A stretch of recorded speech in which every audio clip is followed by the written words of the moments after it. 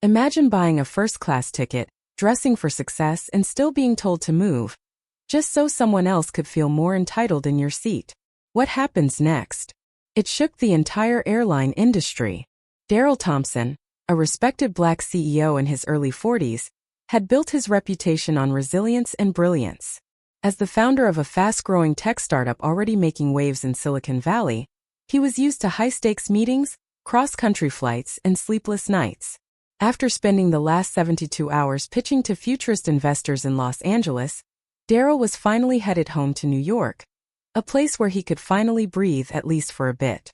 Clutching his coffee and carry-on, he stepped onto the plane with that familiar glance professionals know to make. Polite, composed, and direct. He was dressed in a sharp navy blue tailored suit, the kind that said success without the need for words. His watch, a subtle but elegant piece, flashed on his wrist as he showed his first-class boarding pass to the attendant and calmly made his way to seat 2A, a window seat on the left side of the first-class cabin. As he sank into the plush leather seat, he exhaled for the first time in what felt like days. The cabin was quiet. He glanced at the digital screen in front of him, already thinking about catching a nap or reviewing some slides for his next pitch. He had earned this moment. Moments later, a flight attendant approached. She looked slightly hesitant, holding what appeared to be a tablet in her hands. Her smile didn't quite reach her eyes. "Excuse me, sir," she said with an overly practiced tone that wasn't quite warm. "I think there may have been a mistake with seating. We actually need you to move to the back. There's been a seating issue, and another passenger was assigned this seat." Darryl looked up surprised. "I'm sorry," he asked, still calm but slightly thrown off. "This is 2A, correct?" "Yes, it is," she replied. "But there was a last-minute change. We need you to move to a seat in economy just temporarily. We'll sort it out once we're in the air." Darryl furrowed his brow. "I booked this seat weeks ago. It's on my ticket. I have the confirmation right here." He held up his phone, showing the seat assignment clearly displayed on the airline's app. Before the attendant could respond, another passenger walked into the first-class cabin. Tall, mid-40s, white, and visibly irritated, the man looked around before locking his eyes on Darryl. He pointed at 2A as if it were a misparked car. "That's mine," the man said in a tone that carried entitlement. "That's my seat." Without verifying any further, the flight attendant turned back to Darryl. "Sir, this is the passenger who was reassigned the seat. We really need you to cooperate so we're not delayed. There's a seat for you in economy. It's just for now." Her voice was no longer requesting. It was firm, expectant. Everyone in first class was watching. A couple of passengers exchanged awkward glances, unsure of what to do. No one said a word, but the energy shifted. The air felt heavier. Darryl sat still for a second. He'd fought so many invisible wars in boardrooms, interviews, contracts, but this was different. He had done what society had asked. Become successful, remain composed, take the high road. And yet, here he was being asked to surrender his rightful place, because someone else looked like they belonged there more than he did. But Darryl didn't want a scene. He didn't want to go viral for the wrong reasons. He simply reached for his bag and stood up. As he walked down the aisle past rows of luxury seats he had access to, he could feel the stares. They weren't hostile, but they weren't kind either. They were filled with judgment. The kind of judgment that doesn't speak out but also doesn't stand up when it matters. The flight attendant pointed him to a seat. He found himself in the very last row of the aircraft, right by the lavatory. The seat barely reclined. The air smelled like the chemical mix of cleaning solution and something you'd rather not name. A child nearby cried. The overhead light didn't work. He folded himself into the tight space, knees grazing the back of the seat in front of him, and stared out the tiny window silent. An hour ago he'd been the face of Black excellence, a self-made man commanding boardrooms and shaping the future of AI. Now, he was reduced to a silent afterthought at the back of the plane. Not because of a ticketing error, he realized, but because of perception. Because somewhere deep in the system, there were still unspoken rules about who gets to sit where. He rested his head against the wall, eyes open but focused on nothing. He wasn't planning to stay quiet. Not this time. But first he'd survive this flight. Then he'd make the call. Sitting in the cramped back row of the plane, just inches from the noise and stench of the lavatory, Darryl Thompson took a deep breath, trying to collect himself. But his heartbeat was quick and his jaw tight. On the surface he appeared calm. Years navigating boardrooms and high-stakes deals had trained him to maintain composure no matter the storm. But inside he was raging. This wasn't just an airline error. No, this was something else. Something uglier.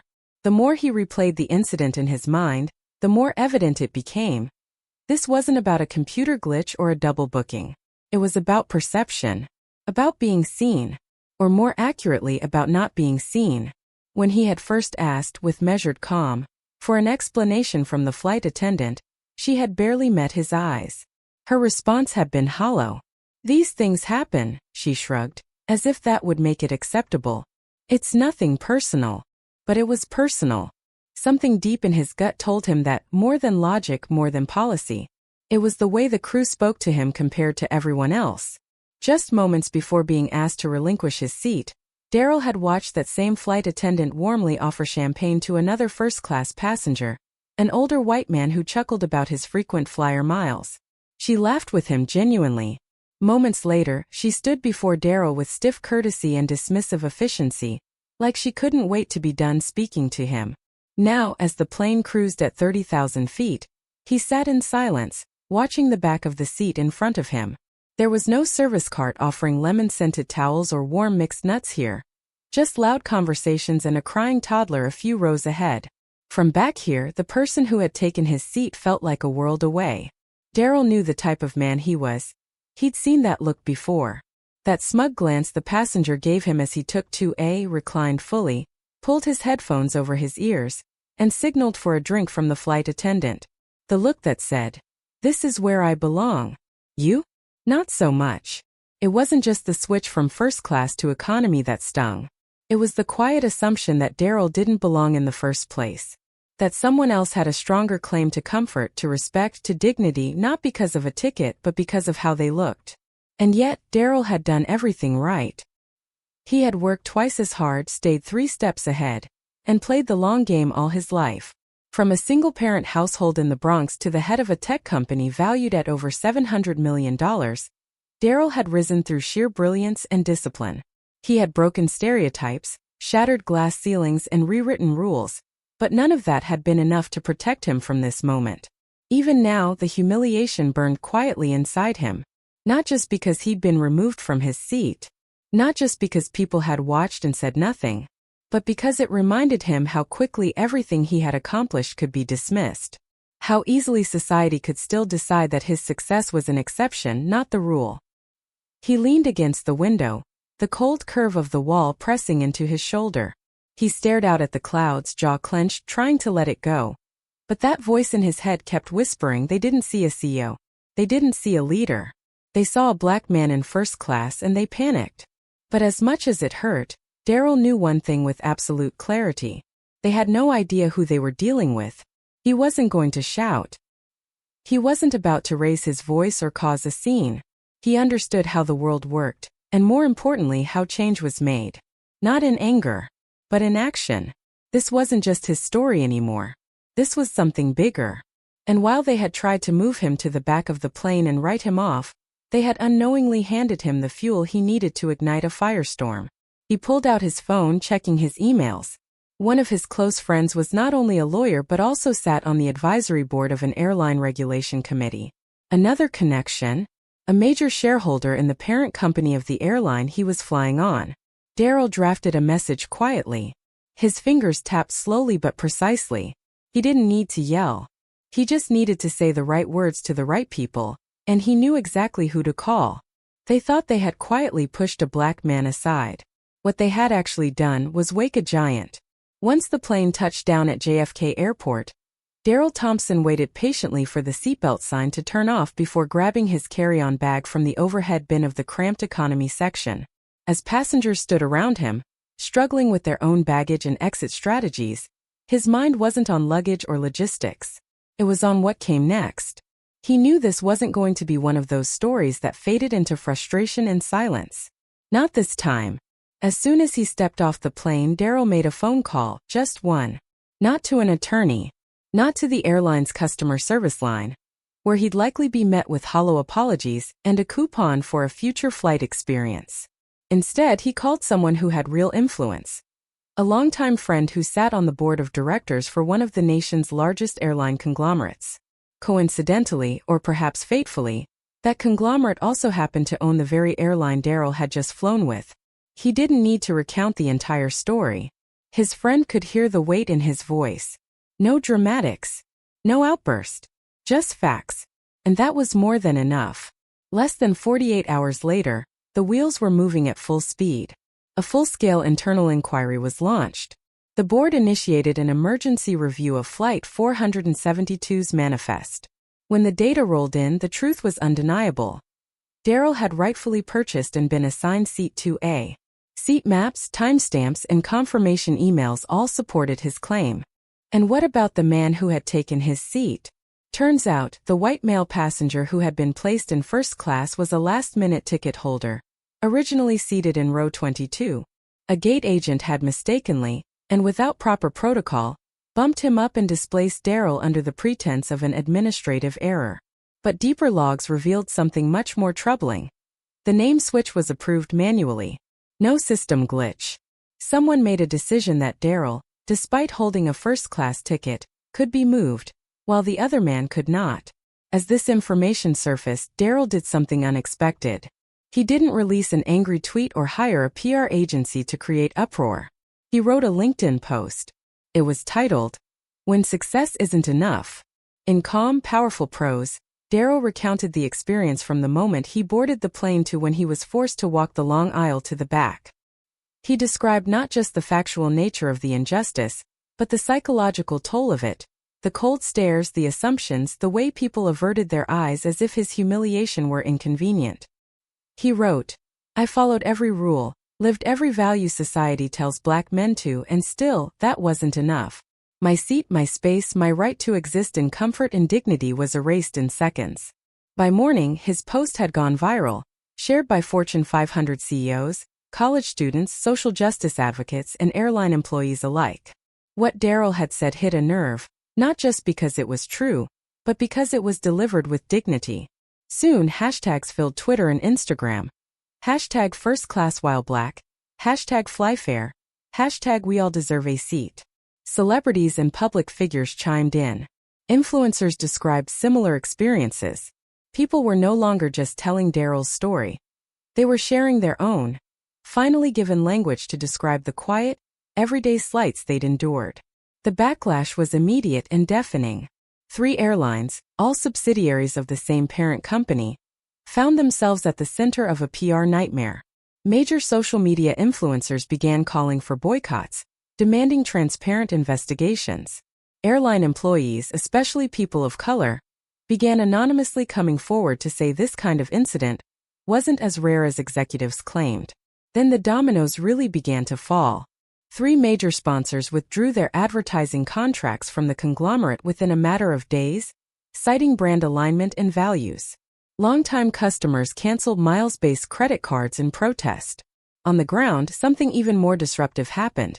Ground crew and flight crew employee unions began to protest and even walk off the job on select flights, demanding mandatory anti-bias training, policy changes, and fairness in flight operations. 2 high-profile flights were forced to be canceled after crew walkouts. It was no longer just about Darryl Thompson. It had become a movement. With shareholders watching their stock slide inch by inch, the airline conglomerate sprung into damage control mode. Emergency board meetings were held behind closed doors. Crisis management teams were brought in. But one thing was clear. This wasn't going away. And so, the company did what large corporations typically resist until it's too late. They took responsibility. In an unprecedented move, several senior executives were asked to step down, including the VP of Customer Experience and the Director of Gate Operations. Sweeping changes were announced within the airline group. Mandatory anti-bias training for all frontline employees. A new AI-based seat verification system with redundant safeguards to prevent unjust reassignments, and the creation of an internal oversight committee led by a diverse panel of industry and inclusion experts. And yes, they reached out to Darryl. They apologized, both privately and publicly. But even more importantly, they asked him to help lead the change, offering him a position on their Diversity and Accountability Advisory Board, a new initiative meant to track racial disparities and elevate overlooked passenger experiences. Darryl didn't agree right away. He wasn't looking for symbolism. He was looking for real change. And when that began to happen, he gave his quiet nod, not as a victim, but as a voice for everyone who had ever been told they didn't belong in a place they had every right to be. One call, one voice. That's all it took to start a wave none of them saw coming. Darryl Thompson didn't desire revenge.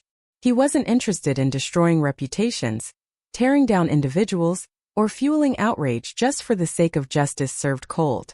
No, what Darryl wanted deeply clearly was accountability. In a national interview weeks after the incident, seated across from a well-known journalist, he said something that struck a powerful chord across the country.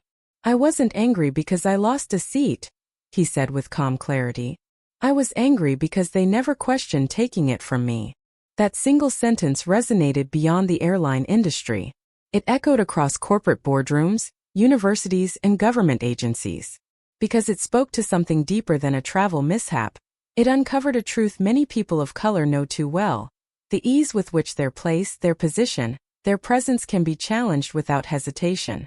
Darryl could have soaked in sympathy and viral fame. He could have turned his story into a rallying cry of resentment. But instead he made a different choice, one that surprised many. He turned his platform into a mission. Using the attention that followed his viral LinkedIn post and multiple media appearances, Darryl sat down with senior executives and policymakers, pushing for broad systemic change. The problem, he explained, wasn't limited to one flight or one airline.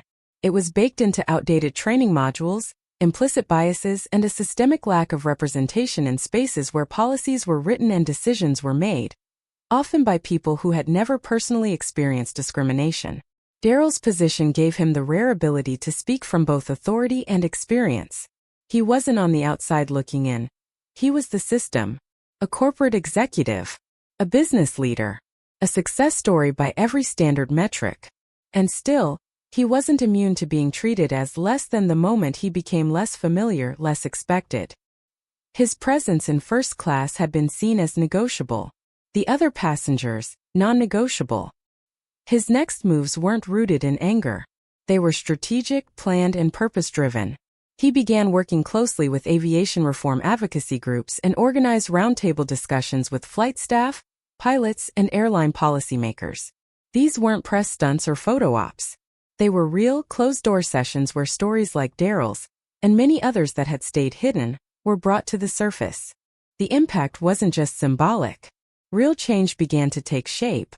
A number of domestic airlines, under pressure from public outcry and evolving expectations, launched immediate reviews into their employee training programs. Instead of sticking to outdated customer service modules, they began incorporating real-world cultural competency training, designed by diversity experts with lived experience. Training now included direct discussion on unconscious bias, racial profiling, and respectful communication. But what followed next was even more significant. U.S. lawmakers, many of whom had publicly commented on Darryl's story during interviews and press briefings, introduced a new piece of legislation titled the Passenger Equality Act. Still in progress, the bill gained surprising bipartisan support, sparking something rarely seen in modern politics: unity in the face of injustice. The act aimed to establish federal guidelines around passenger treatment, enforce stricter penalties for discriminatory practices in transportation, and increase transparency in airline procedures regarding seat assignments, upgrades, and passenger removal. While still in its early stages, its mere existence marked a seismic shift. For years, the airline industry had regulated itself. Now it would be held accountable in new public ways. Flight crew unions took notice too. Union representatives, especially those from diverse crews, began to push hard for representation at the policy table. Their demands were clear: implement regular bias training, conduct anonymous reporting systems for racial discrimination, and create diverse hiring pipelines, not just for crew but across key executive roles where hiring, promotion, and passenger-facing policies were decided. Some airlines began overhauling their recruitment strategies, working directly with HBCUs and minority-serving institutions to build a broader, more inclusive workforce. This wasn't just lip service. Change was happening at every level. Darryl continued to advocate behind the scenes, declining countless offers for book deals, speaking tours, or even political campaigns. He wasn't interested in becoming a celebrity. He wanted to be a catalyst. As long as I can look in the mirror and know that I didn't just make noise, but made progress, that's what matters, he told a quiet audience at a leadership summit months later. His experience, though painful, had ignited a national reckoning within the airline industry and beyond. What had started as one denied seat became a seat at the table, not just for Darryl, but for thousands who finally felt seen, heard, and respected. Accountability had arrived, and it didn't come wrapped in blame. It came through movement, intention, and the courage to speak when silence would have been easier. Because Darryl Thompson didn't want revenge. He wanted the skies and the world to be more just, more human, more equal. And thanks to him, they're getting closer. A year had passed since that quiet but powerful incident, the day Darryl Thompson, a highly accomplished CEO, had been asked to leave his rightful seat in first class. In those 12 months, the shock of the experience had transformed into action, and the echo of his response had rippled far beyond the fuselage of that one plane. His story was no longer just his own. It had become a symbol, a turning point, a catalyst for something bigger. So when Darryl received the invitation to speak at the Global Aviation Conference in Geneva, the most prestigious gathering of airline executives, airport CEOs, regulators, and aerospace leaders, he felt the weight of it. But he also knew it was exactly where he needed to be. The incident that once tried to reduce him to silence had now elevated him to a position of influence that even his years in tech had not fully prepared him for. As he stepped onto the grand stage in the glass-walled auditorium overlooking the Swiss Alps, thousands of industry professionals rose to their feet. The applause was warm, respectful, curious. Everyone in the room knew who he was, and more importantly, they knew what he represented. Darryl took a moment at the podium before speaking. He glanced across the wide room filled with polished suits, designer watches, and booming names in global aviation. Then, in a calm and confident voice, he said the words that would be remembered long after the lights dimmed. In the skies, he paused, we all by the same gravity. Let's make sure we all get the same dignity. For a moment, absolute silence. Then came thunderous standing applause, not just polite admiration, but full room-shaking acknowledgement. It was the kind of response that signaled more than approval. It signaled understanding, and maybe finally accountability. Darryl's journey from humiliation to empowerment had become a case study in corporate responsibility. The industry had been forced to reckon with the truth laid bare by his experience, that no amount of wealth, success, or professionalism could shield a person from bias when it was deeply embedded in the fabric of institutions. But instead of just pointing fingers, Darryl had rolled up his sleeves. And that choice had made all the difference. The airline involved in the incident had undergone a massive transformation. What once might have been a quiet apology and a free upgrade had turned into a comprehensive internal reckoning. New leadership had been brought in. Policies were rewritten. Systems were overhauled. And perhaps most significantly, Darryl had been offered a seat, not just in first class, but on the company's executive advisory board. It was more than a symbolic gesture. It was influence from the inside out. He worked closely with diversity and equity specialists to implement real training, not just cookie-cutter presentations checked off for compliance. Every single employee, from gate agents to C-suite executives, now received mandatory inclusivity and bias training tailored to real-world scenarios.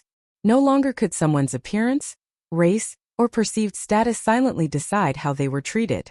Additionally, a newly created passenger equity office was formed, a department dedicated to monitoring, logging, and investigating all passenger complaints related to bias, discrimination, or mistreatment. Each complaint was tracked, responded to, and reviewed by a multiracial internal review board. Repeat incidents were met with consequence, and the system was designed with transparency in mind. Public trust slowly started to return. Flyers began noticing the difference in tone and process in how issues were handled. Other airlines, once hesitant to change, began following suit. As Darryl had hoped, it wasn't about shame. It was about raising the bar for everyone. He often said this wasn't about fixing one airline. It was about rewriting an old narrative, One where people who looked like him were told explicitly or implicitly that they didn't belong at the front, that their presence required additional explanation, that their dignity was negotiable. With the support of grassroots movements, government legislators, and industry partners, the changes kept coming. Airports began hosting equity in aviation workshops. A new international standard for passenger dignity protocols was drafted. Perhaps most fulfilling of all, young professionals, particularly Black men and women in aviation, began citing Darryl's story as the reason they felt motivated to pursue leadership careers in the industry. Through it all, Darryl remained humble and focused. He had never asked to become a face of reform, but he embraced the responsibility with authenticity and grace. He hadn't shouted. He hadn't sued. He had simply spoken the truth and demanded better. And because he refused to stay silent in the face of injustice, because he chose purpose when silence would have been easier, an entire industry was forced to look at itself and change. He didn't just reclaim his seat. He helped redefine who gets to sit there in the first place. If this story moved you, inspired you, or made you think twice about the world we live in, don't forget to hit that like button. Share your thoughts in the comments below, and subscribe for more powerful real-life stories that deserve to be heard.